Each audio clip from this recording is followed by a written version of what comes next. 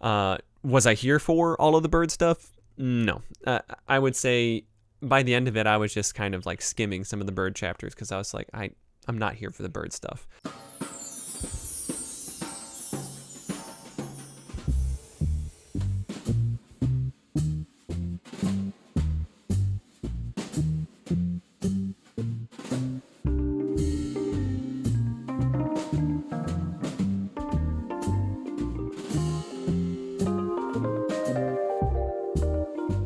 Hey there, fellow bibliophiles. Welcome to another episode of From the Archives, a book review podcast where I talk about a book from my library and whether you should or shouldn't read it. I'm Eric, a professor of anthropology at Cuyahoga Community College, and welcome to my library. The books in my library are sometimes old, sometimes rare, sometimes normal, but always interesting. Every episode I ask myself the following questions. Who wrote it? What's it about? What are other people saying about it? And should you read it or not read it? Should you shelve it or shove it? Can it or keep it? Reread or recycle it? What's another one? Chuck it or cherish it? Jettison or set it in? In other words, is it worth keeping on your bookshelf or not if you have it in your bookshelf? And at least in this case, it's on my bookshelf, so that's why I'm talking about it. And whether or not you should also have it on your bookshelf. With all that being said, let's talk about today's books. I guess I should also announce, this is welcome to season 2. I took about a month off so I could actually read books and basically, get caught up. So then I actually had time to really digest books and read up on reviews and sort of actually form an opinion of them and didn't feel rushed, especially considering the spring semester was over. I had sort of a break between spring and summer semesters. I took that opportunity to read books that I wanted to read and not feel so grindy about recording these episodes. So that was the impetus behind creating seasons and taking a month off. And it takes a lot of time. So go figure. So that's why I'm doing season 2. And the theme, at least the loose theme, I've got my little notes over here. At least the first, I should say, 10 episodes I've got planned out here. So the general theme I'm trying to go for was inspired mostly because, things started blooming, plants started growing. It's rainy and it's really green where I live in Ohio. So I wanted to do things related to nature and gardening and plants and agriculture. So that's what we're going to try and focus on for this season. So probably another 20 to 23 episodes with a lot of them focused mostly on plants, nature, greenery, wildlife, etc., etc. So obviously, with that kind of theming in mind, I had to start with one of the sort of most naturey books I have in my library, and that's Henry David Thoreau's Walden. But not only am I reviewing Walden today, I'm also going to be talking about Great Possessions, an Amish Farmer's Journal by David Kline, which was written in 1990, and then Thoreau's Country, written by David R. Foster in, I believe, 2000.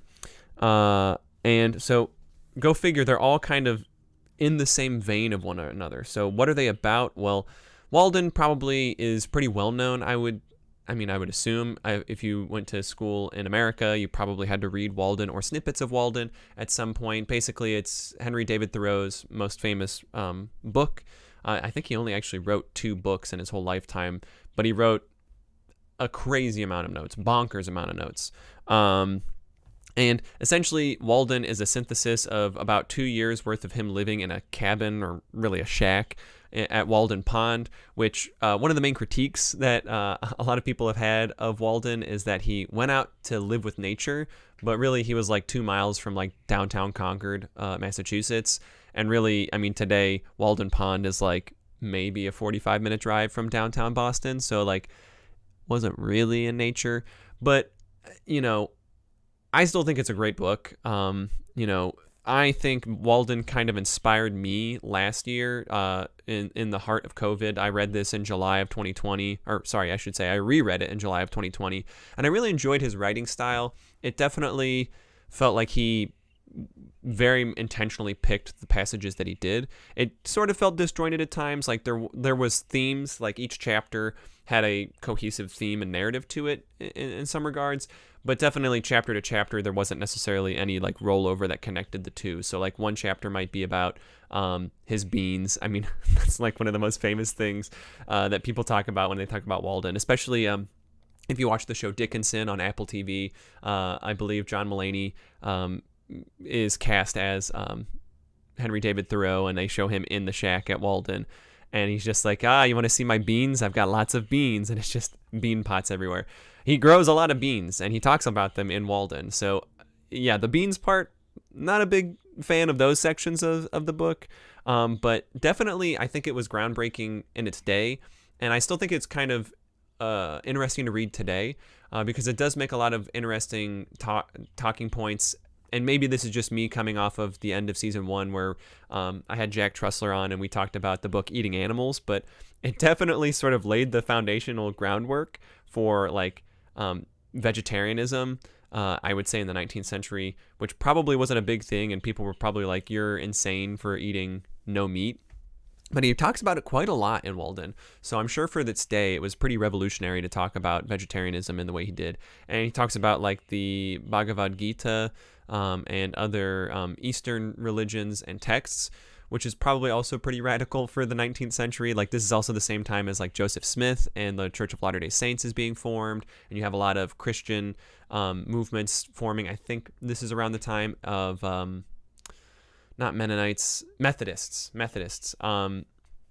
And so well, I grew up Methodist, so of course I should know that. But, 1840s is, really pivotal time in American religious practices and religious flourishment, I guess you could say. So pretty radical stuff for its day.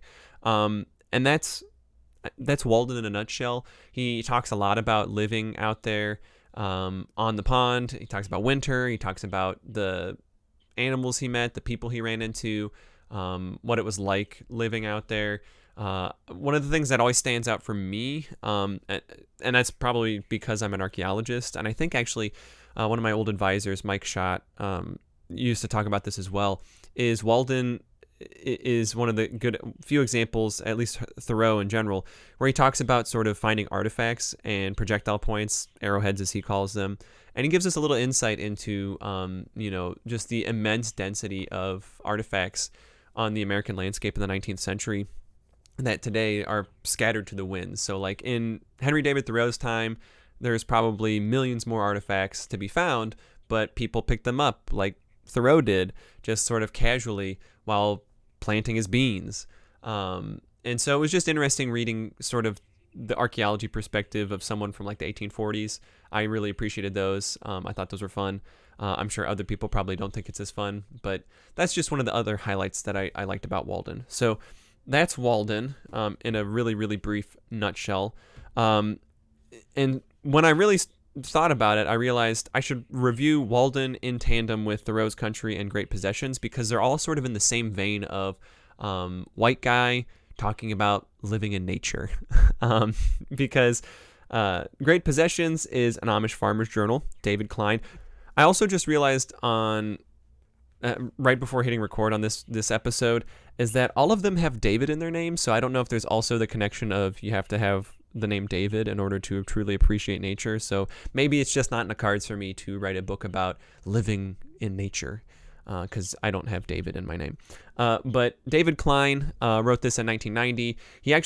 This is about Fredericksburg, Ohio, which is like, less than an hour from where I live in Northeast Ohio. So it was really interesting thinking about like, I've been to Fredericksburg and I've driven past probably a lot of the places that he talks about in his book. And it's also sort of the chapter by chapter. There's a cohesiveness to each chapter, but there's not really necessarily an overarching theme other than nature and appreciating nature. I will say I was not a big fan of this one compared to Walden. Walden, I would say both of these books, and I guess the through line of all three of them is sort of like they really hooked me in the first half for sure. I would say with Walden, the first half, great, really enjoyed it. Once he starts getting into the second half where it gets a little bit more dry, it kind of loses steam for me.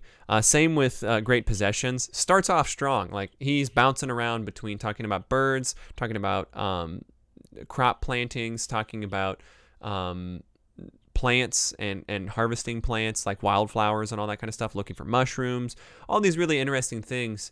Perspective of someone who's Amish, so, no electricity. I mean, I guess I should back up and explain Amish for those who probably don't know what the Amish community is. And in Holmes County, Ohio, which is not too far from where I live, we have, I think, either the densest population of Amish or like the second densest. Probably most people know Lancaster, Pennsylvania. That county is really dense with an Amish population. But Holmes County, Ohio, up through Geauga County, and, that part of Ohio actually has a lot of Amish in it. And so no electricity is supposed to be used, like, burning candles, or do everything with horse and buggy, although that's changed a lot for a lot of Amish. Like, if you live in my neck of the woods, you see Amish going to Walmart and, driving cars because they have loopholes of like, well, you can drive a truck, but only if it's for work. Like, you're not supposed to drive a truck if you're just going to the grocery store. But if it's for your job, then that's an exception. But that's a whole nother can of worms that's not really related to David Kline's writing.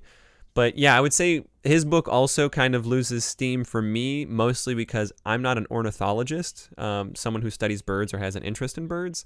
So I was, reading the bird chapters, and I was like, oh, these are kind of interesting. Talking about the night owl and falcons and warblers and so many other birds that he talks about. And after like the 8th chapter, and the other thing I should point out before I really get into why I don't like the bird chapters, the other thing I should point out is it was nice to pick up, I would say, Great Possessions, and I carried this around for like a week while I was on a vacation. And each of these chapters you could probably crank out in about 15 minutes.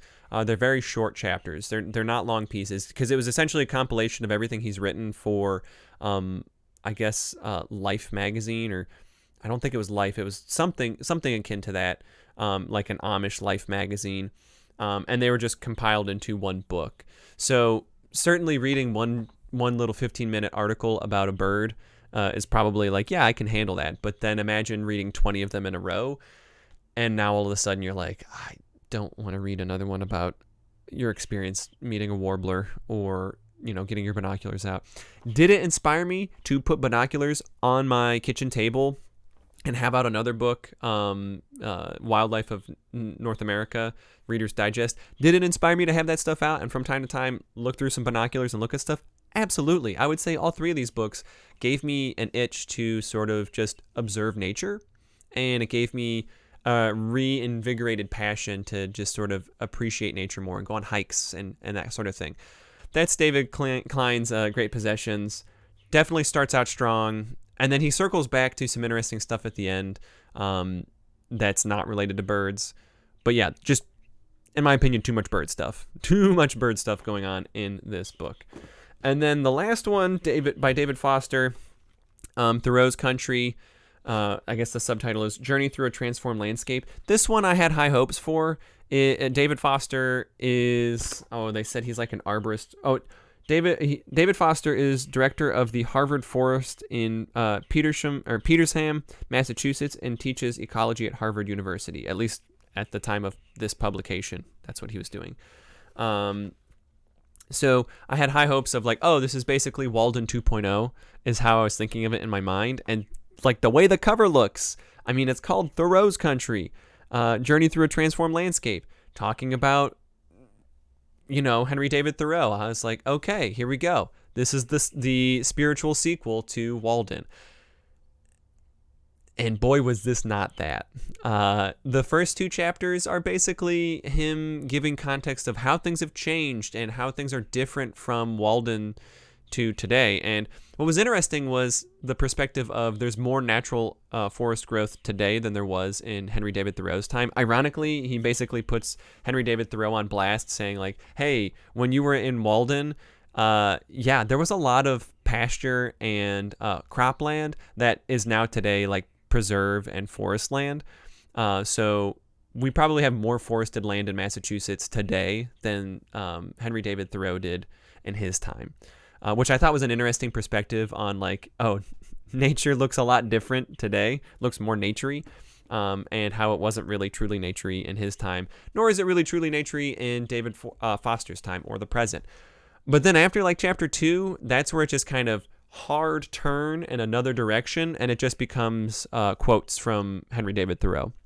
It essentially becomes like a encyclopedia, and I basically read this as if it was like a reference book. It was just quotes. There was no like narrative. There was no like storytelling anymore after like the first chapter or two. It just kind of falls off in that sort of narrative sense and just becomes, here's what Henry David Thoreau has said about this topic, or talked about chestnuts, the American chestnut, which all of them talk about the American chestnut. I mean, obviously Henry David Thoreau talks about it. Obviously David Forster is going to talk about it, or Foster is going to talk about it because it's a book about Henry David Thoreau. And then David Kline has a whole chapter on the American chestnut. Everybody's got something to say about the American chestnut because it's all but extinct in North America because of a blight that happened in the 1920s. But everyone's got something to say about the American chestnut, let me tell you.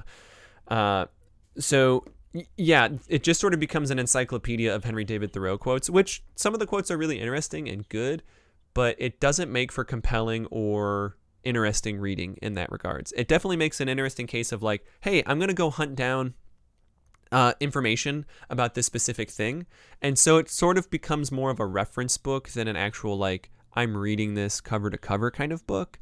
So in that regard, it didn't feel like a great read to me.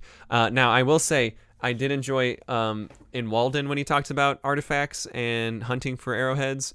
Well, you get a lot more of that in Thoreau's country. He has like 5 pages dedicated to quotes that Henry David Thoreau has that are more detailed and specific about the kinds of artifacts that he did find while he was alive. Because basically every day that Henry David Thoreau lived, he kept a journal and he wrote something in his journal every day of his life until he died, which was like in his 40s of tuberculosis. So like thousands upon thousands upon thousands of pages of stuff that Henry David Thoreau wrote. And this is basically a synthesis and a compilation of some of the highlights of it. But as David Foster points out in like chapter 1 in the intro, like Thoreau only wrote 2 books.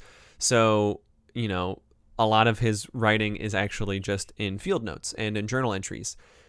And after reading a lot of Thoreau's country, I can see why. I mean, when you compare Thoreau's country to Walden, I can see why a lot of stuff got left on the chopping block from Walden. I mean, if people already are sort of split on if Walden is good or not, which we'll get into when we talk about the reviews, if people are already saying like, man, it's boring because he's just talking about nature and it's just notes, well, just imagine what he left out because he wrote every single day. So...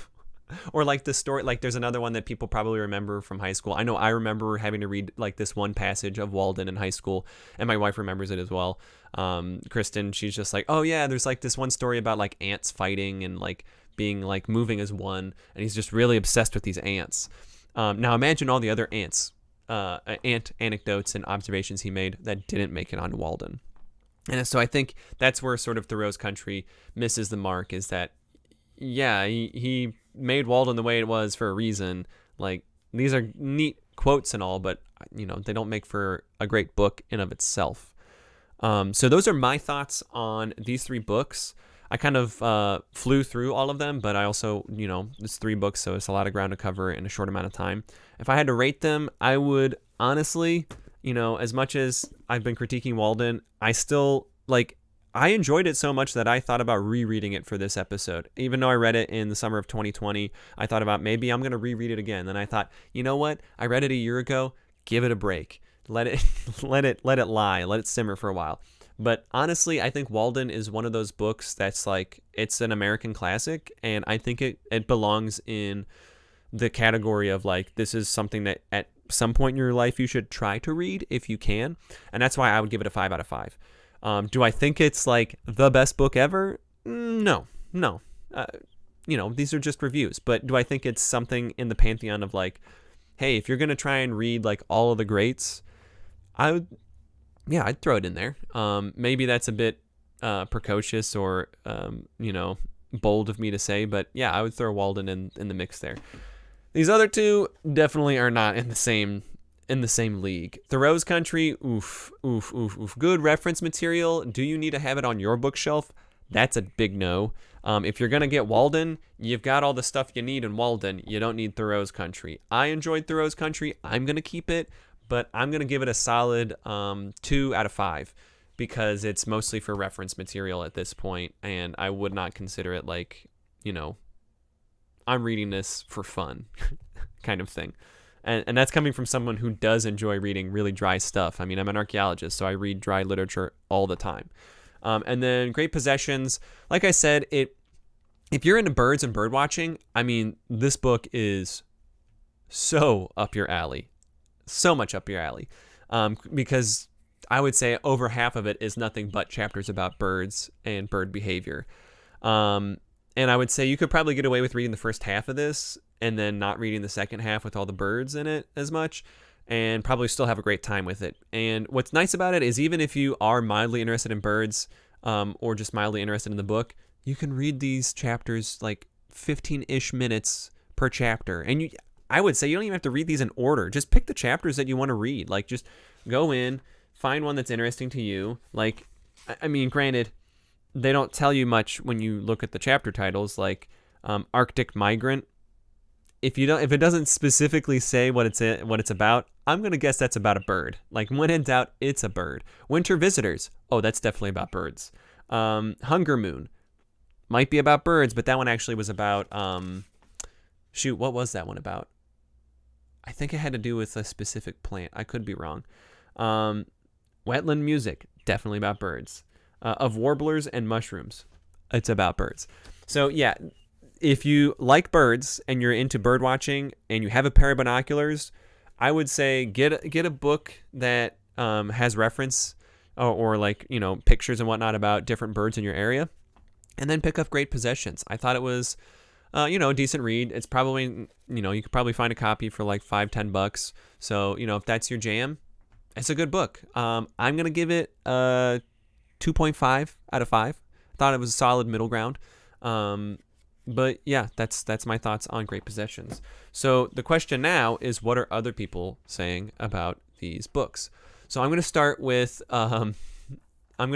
Walden, which is going to have probably the most reviews, possibly the most reviews out of any book that I've talked about on the podcast to this point, because I've mostly focused on really obscure books that don't have a lot of reviews. Because the books on my bookshelf are, like I say in the intro, sometimes rare and sometimes old. So they don't get a lot of readership, or at least not the kind of readership that's writing reviews on Goodreads, let's say. But Walden has 170,593 ratings. It has 5,852 written reviews. So I'm sure my written review will just be lost in the soup. And it has an average of 3.78 out of 5. Now, mind you, my 5 out of 5, that's totally going to skew the numbers up, I'm sure. And I liked...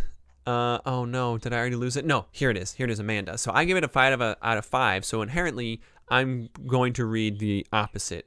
When I get a middling review, I guess in the future, when I get middling reviews, like if I get a 2.5, I should probably read like a 1-star and a 5-star if they're there.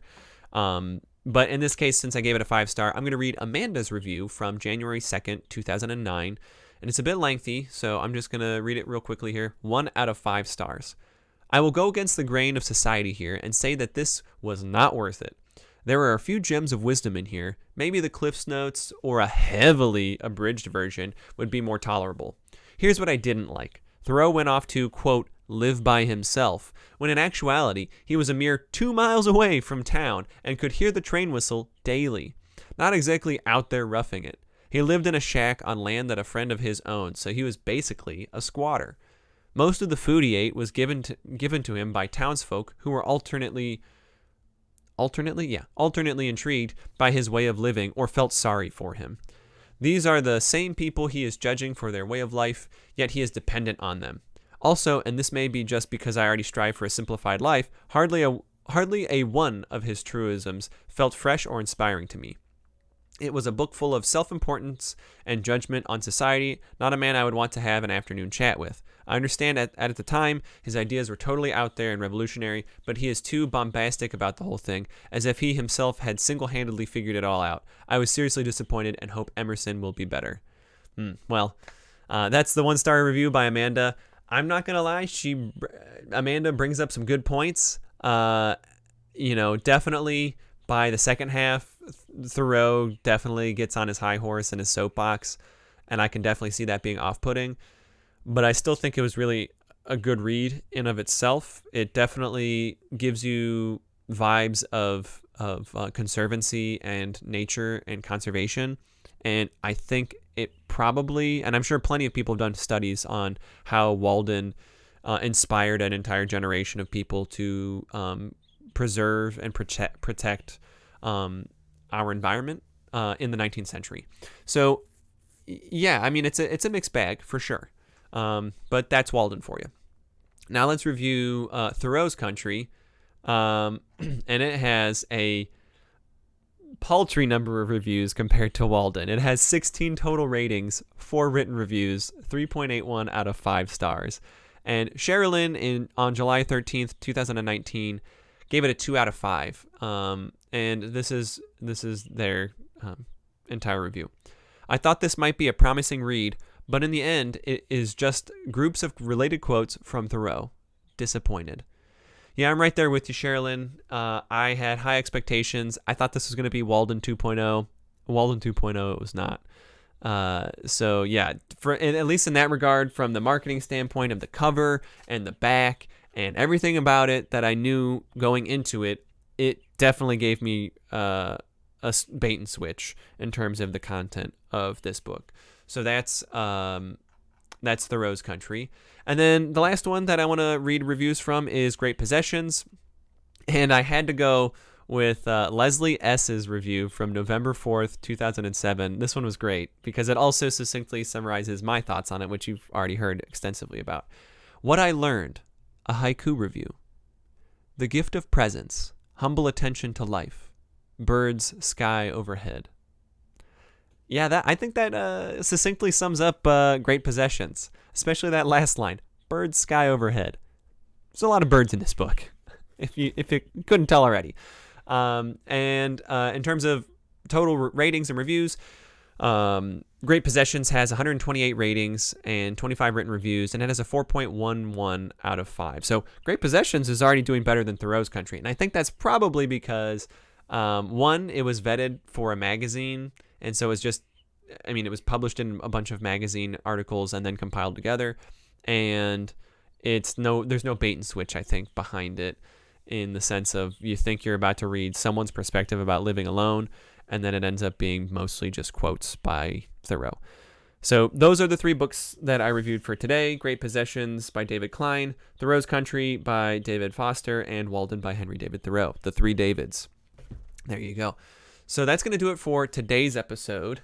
I also wanted to give a shout out for next week's episode. Since I talked about bird watching and getting my binoculars out, I figured next week we'll talk about the Reader's Digest Wildlife of North America book that I have. It's mostly a reference book, but that's going to be next week's book that we talk about. And until then, subscribe to the Telegram. Until then, if you want to follow the Telegram channel, I post very infrequently updates about field work that I'm doing because I'm teaching an archaeological field school this summer. So like pictures of the field sites and all that kind of good stuff. Updates about things that the nonprofit I'm on is doing, other projects related to archaeology, and then obviously updates about the podcast. And then also check out our Google sheet that you can see in the show notes that has a list of all the books in the book bin, and then check out the website if you want to see additional information about the podcast. So check out all that stuff. Sorry I don't have social handles. It's just too much to deal with. I'm sure that's probably to my detriment, but so be it. That's going to do it for this week's episode, and until next time, never stop reading.